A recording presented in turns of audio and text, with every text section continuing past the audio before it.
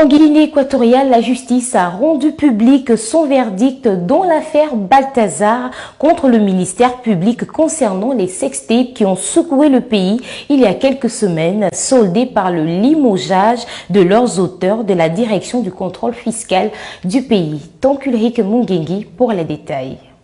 Verdict inattendu de la Cour suprême de Guinée équatoriale.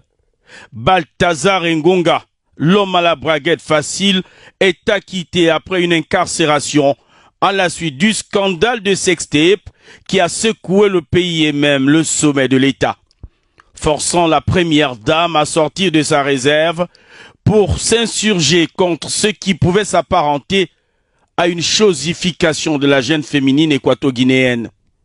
Pour les juges, dans toutes les vidéos visionnées, les femmes qui fixent l'objectif apparaissent consentantes et de surcroît majeures. En l'absence de plainte pour viol, le tristement célèbre Robert Val est libre de tout mouvement.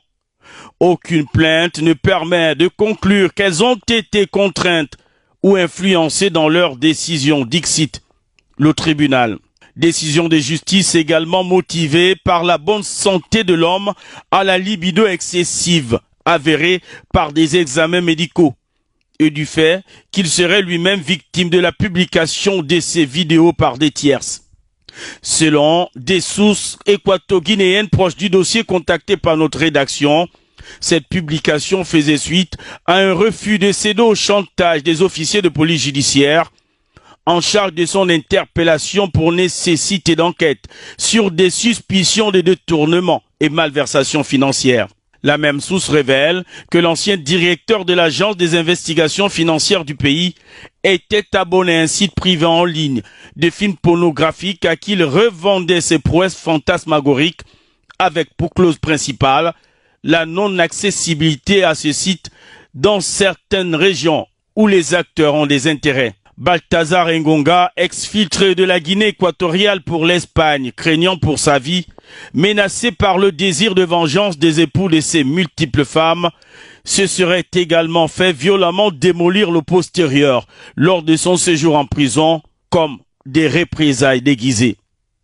L'homme va probablement continuer le cours normal de sa vie et pourquoi pas faire carrière dans la pornographie avec un impressionnant curriculum vitae à séduire les plus grands producteurs des films exotiques.